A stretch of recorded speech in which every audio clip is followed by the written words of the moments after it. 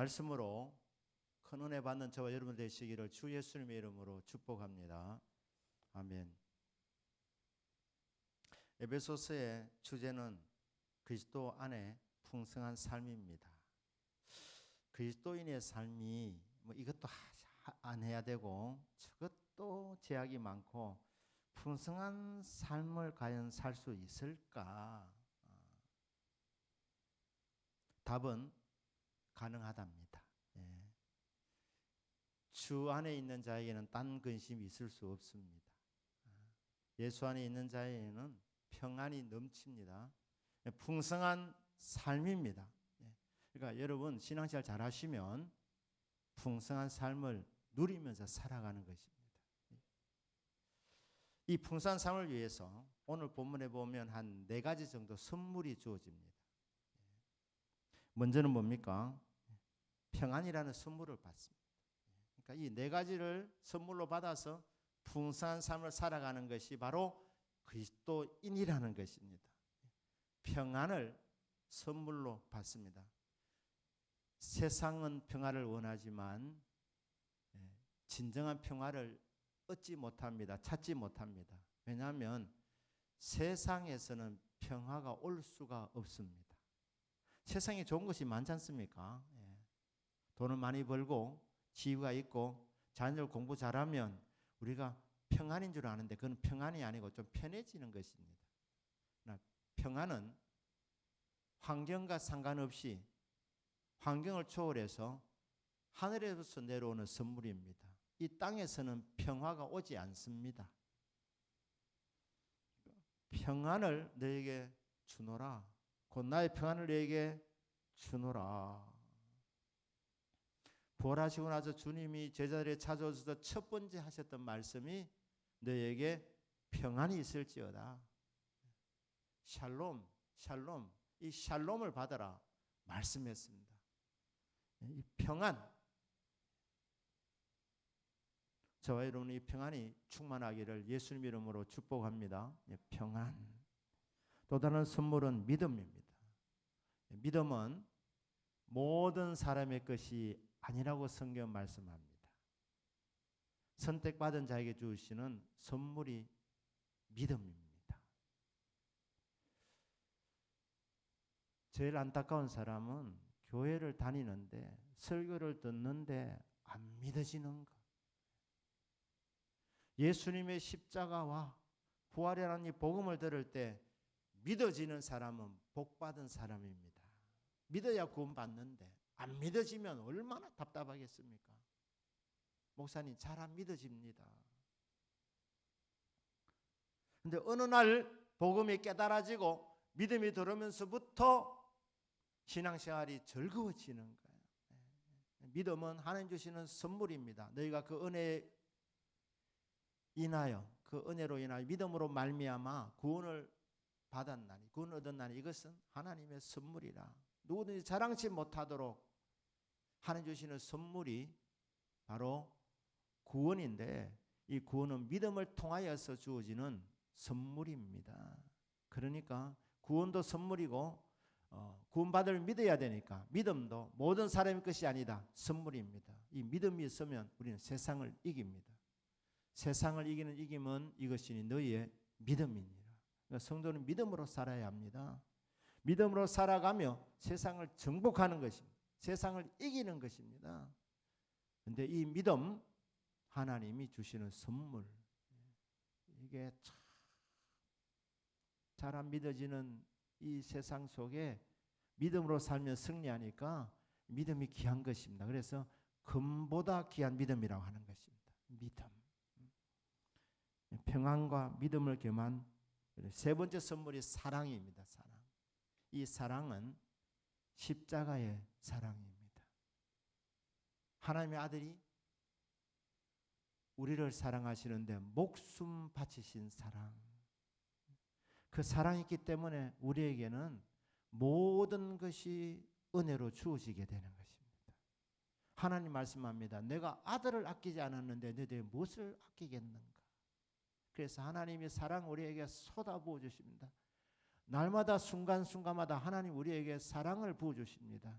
바로 아들을 십자가에 죽기까지 하셨던 그 큰 사랑으로 우리가 원수 되었을 때, 우리가 연약할 때, 볼품 없을 때, 아무런 공로 없었을 때, 우리가 하나님과 원수 되었고 하나님 앞에 죄인이었을 때에, 그때에 생명을 바치신 그 사랑을 통하여서 우리가 사랑을 받았고 사랑을 알게 되었고, 그 한 번 사랑을 끝나는 것이 아니라 끊임없이 우리에게 사랑을 부어 주시고 있습니다. 우리 성도는 날마다 십자가 사랑을 받으면서 살아가는, 사랑의 포로로 살아가는 인생들이라 이 말입니다. 그 다음 뭡니까? 24절에서 우리 주 예수 그리스도를 변함없이 사랑하는 모든 자에게 은혜가 있을지어다. 네 번째 선물이 은혜랍니다. 은혜. 은혜는 받을 자격이 없는 자에게 주어지는, 베풀어지는 호의를 말하는 것입니다. 열심히 일해서 월급을 받으면 그거는 은혜라기보다는 대가입니다. 내가 땀 흘린 대가라는 거예요. 노력한 대가입니다.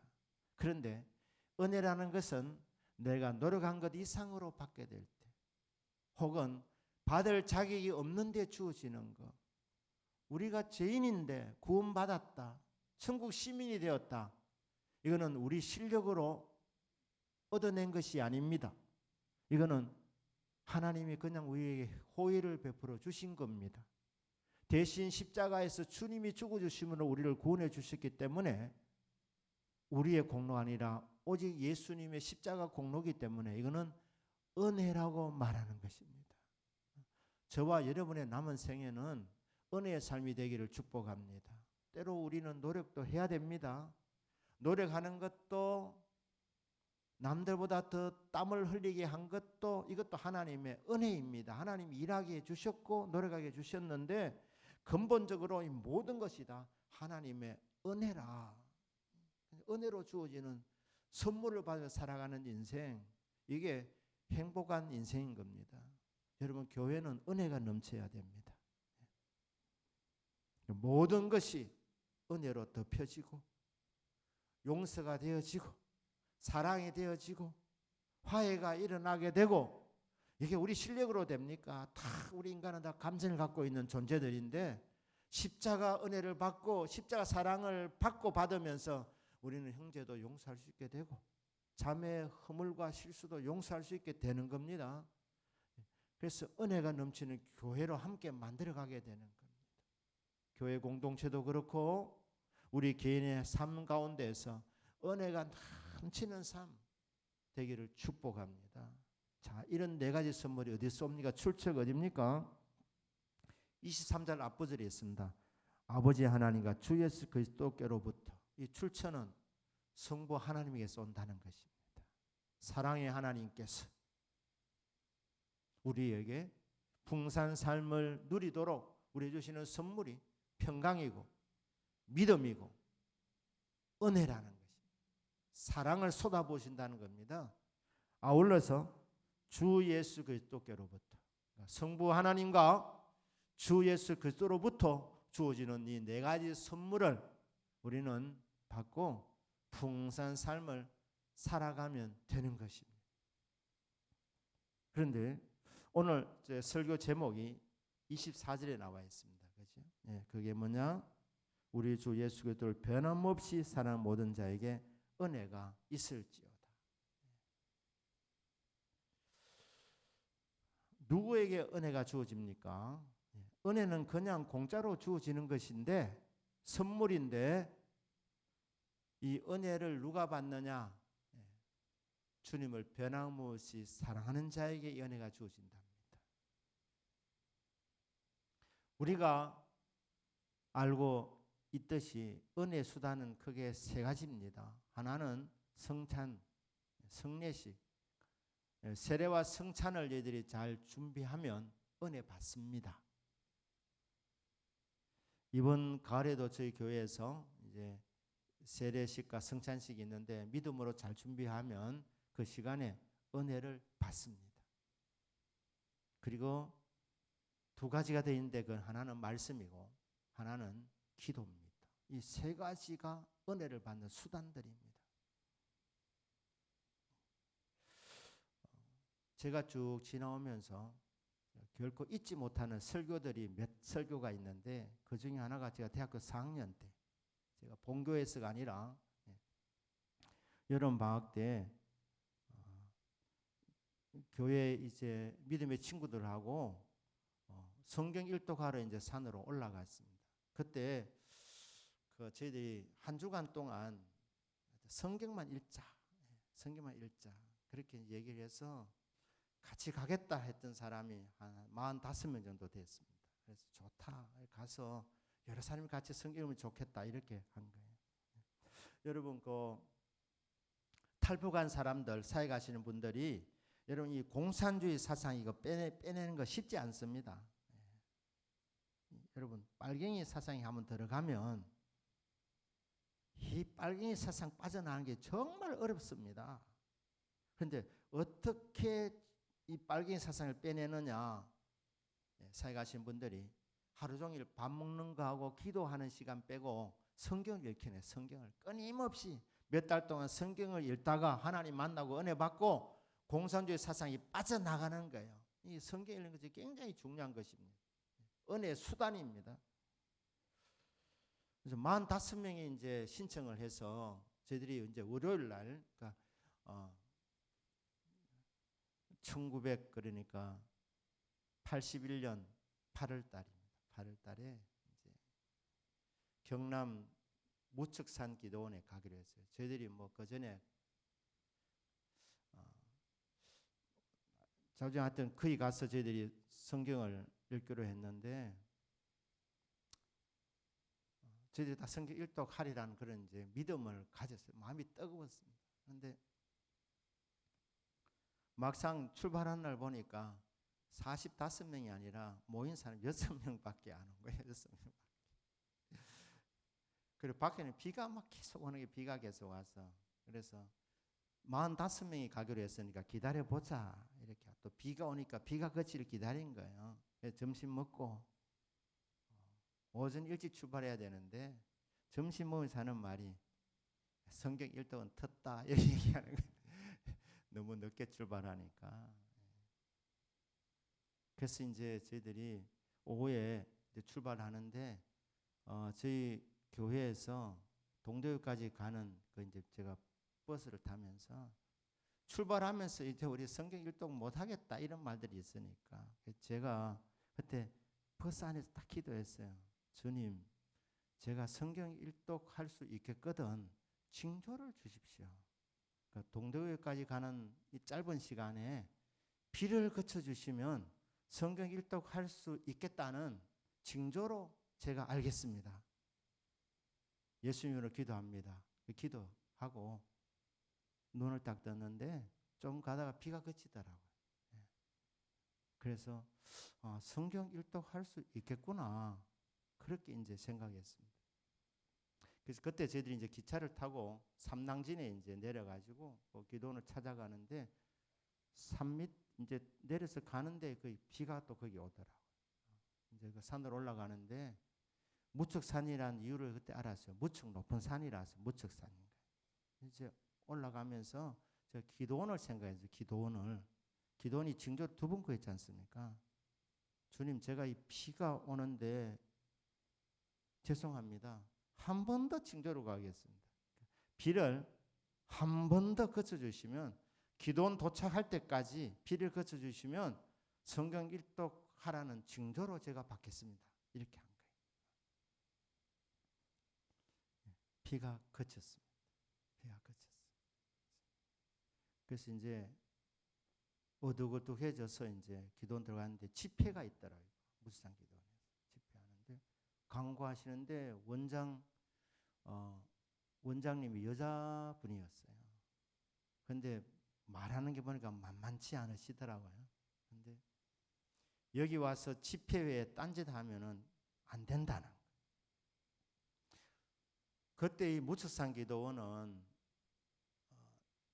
전기가 안 돌아갔어요. 그 발전기를 통해서 집회 시간에만 불을 전기 뿔이 있고 나머지 시간에는 전기가 없었습니다. 그런데 집회 외에는 딴짓하지 마라 이렇게 하는 거예요.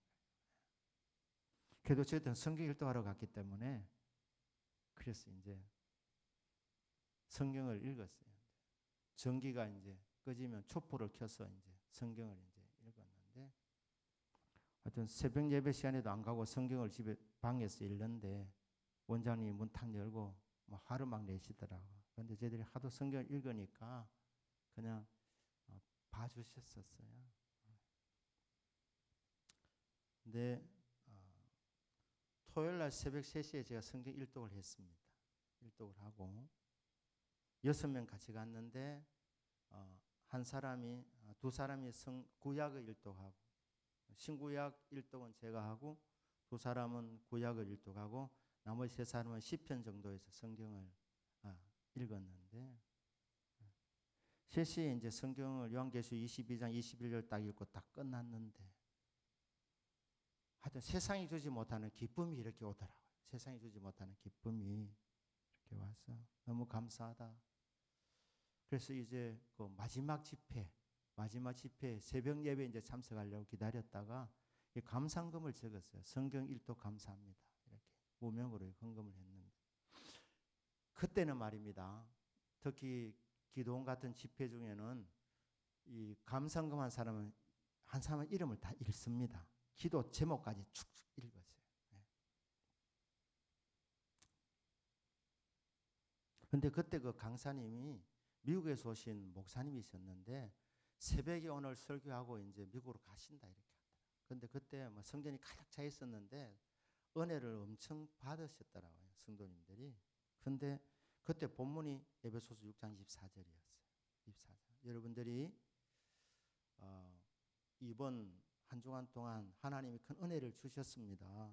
그런데 이 은혜 받고 이제 내려가면 지금부터가 더 중요하다는 거예요. 은혜 받아도 은혜를 쏟아버릴 수 있다는 거예요. 어떻게 은혜를 계속해서 유지하고 더 깊은 은혜 생활을 할 수 있느냐? 그것은 변함없이 주님을 사랑하는 생활을 하는 자에게 은혜가 있다는 거예요.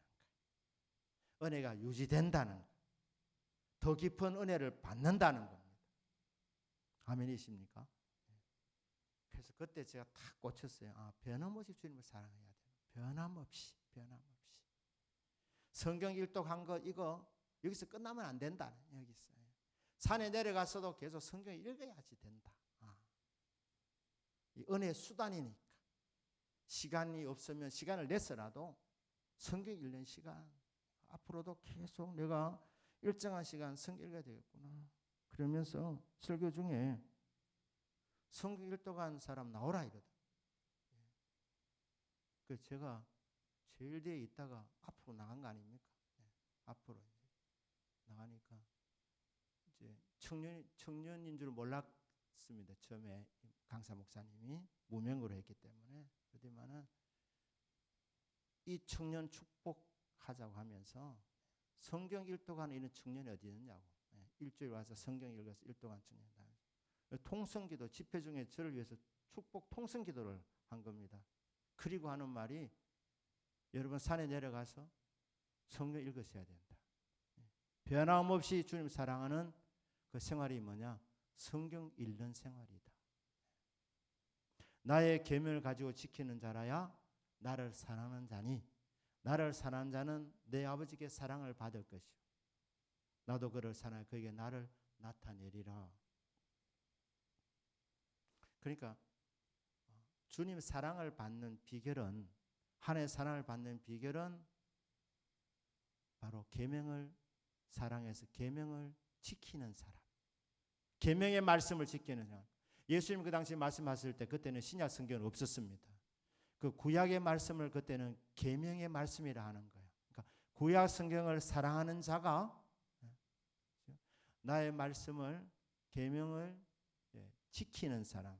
어떻게 지킬 수 있습니까? 먼저 말씀을 들어야 돼요. 말씀을 읽으셔야 됩니다. 말씀을 읽고 듣고 묵상하는 중에 원리가 깨달아지고 말씀을 지키게 되는 거예요. 그 말씀을 지키는 사람이 하나님 아버지의 사랑을 받는 사람이고, 그리고 그 사람이 하나님을 사랑하는 사람이고, 그 사람 예수님도 사랑해 주시고 그에게 계시해 주신다. 그에게 나를 나타내 보여줄 것이다. 그러니까 계명을, 말씀을, 지금은 이제 신약 성경에 포함해서 말씀을 듣고 말씀을 읽고 말씀을 묵상하고 말씀을 지키는 생활이 주님을 사랑하는 생활인데, 그렇게 주님을 사랑하는 생활하는 사람이 바로 하나님 아버지의 사랑을 받는 사람이고, 예수님도 그를 사랑해서 그에게 나를 나타낸다는 겁니다.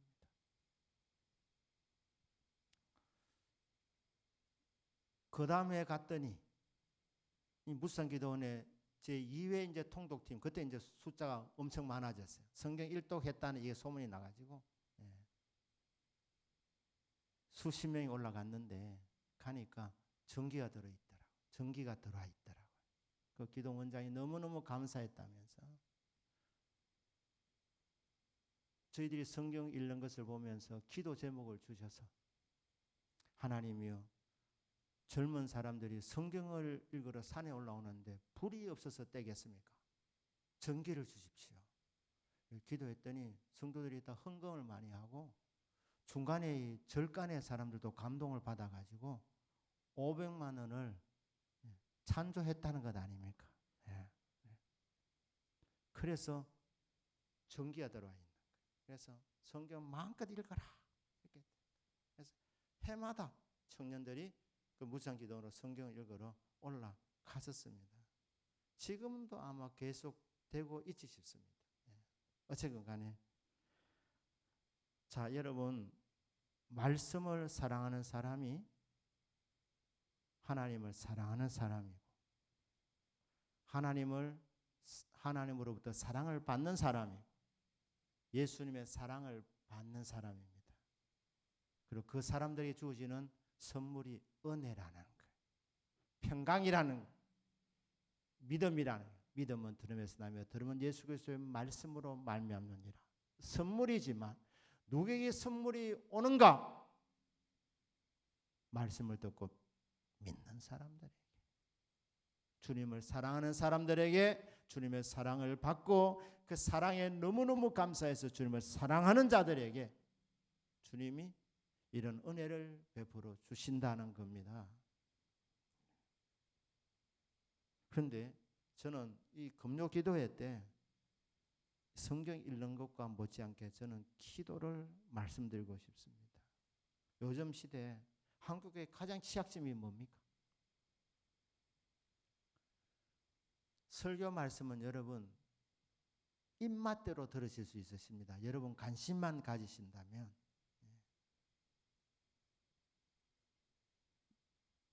진짜 여러분들이 듣고 싶은 목사님들 설교 찾아서 다 설교 들으실 수 있으십니다. 그리고 텔레비전이 있지 않습니까? 그러니까 기독교 방송도 있고 설교가 끊임없이, 설교의 홍수 시대입니다. 우리나라는 이 성경 번역본도 우리나라도 많습니다. 집에 성경 아마 없는 집은 아마 거의 없지 싶습니다. 제 생각입니다. 자, 이렇게 성경이 흔한 시대고 설교 흔한 시대인데 지금 우리 한국에서 가장 약한 부분이 뭐냐? 기도입니다. 기도. 모든 것이 편해지고 나니까 별로 아쉬운 것이 없으니까 이 절박한 심령도 없고 하나님 앞에 부르짖는 기도가 많이 약해졌습니다. 그래서 한국교회 왜 은혜가 떨어졌느냐? 말씀 부족은 아니라고 봅니다. 오히려 말씀의 홍수 시대지. 그러니까 말씀이 너무 많으니까 말씀 귀한 줄도 모르고, 또 일주일에 한 번만 예배가 있으면 오히려 더 집중하겠는데, 이게 예배 매일 새벽 예배 드리고 수요 예배 있고 금요 기도회 있고 그리고 방송을 통해서 끊임없이 설교 말씀을 듣고 하니까 홍수가 나면 물이 귀한 줄 모르듯이 말씀에 대한 갈급함이 없는 시대이기도 한 것 같습니다.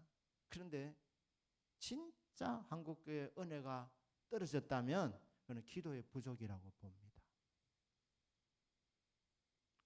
우리 대동교회는 이 금요 기도를 통해서 기도가 회복되는 은혜가 있기를 주 예수님 이름으로 축복합니다. 베드로가 주는 그리스도시요 살아계신 하나님의 아들이시니이다. 예, 그 고백할 때 구원받은 거 공식적으로 인정받은 겁니다. 예수를 주로 시인하고 고백하는 사람 구원받았습니다. 그래서 굉장히 칭찬을 받습니다. 그런데 바로 얼마 안 가가지고 주여 그리 마소서 하다가 사탄아 물러가라 주님으로 책망받습니다. 칭찬받고 정확한 신앙 고백을 통해서 주님의 인정을 받았다가 그 받은 은혜를 그냥 금방 쏟아버렸습니다. 왜 그렇습니까? 신앙 지식이 부족해서가 아니었습니다. 기도의 부족이었습니다. 기도의 부족. 사회 가운데 때로는 기적이 안 일어나고 막 이랬을 때 왜 안 됩니까? 우리는 그러니까 기도 외에는 이런 유가 나가지 아니하느니라.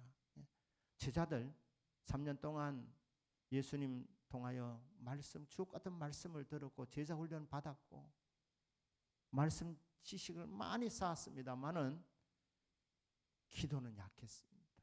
결정적일 때 그들은 다 쫄았습니다. 기도의 부족이었습니다.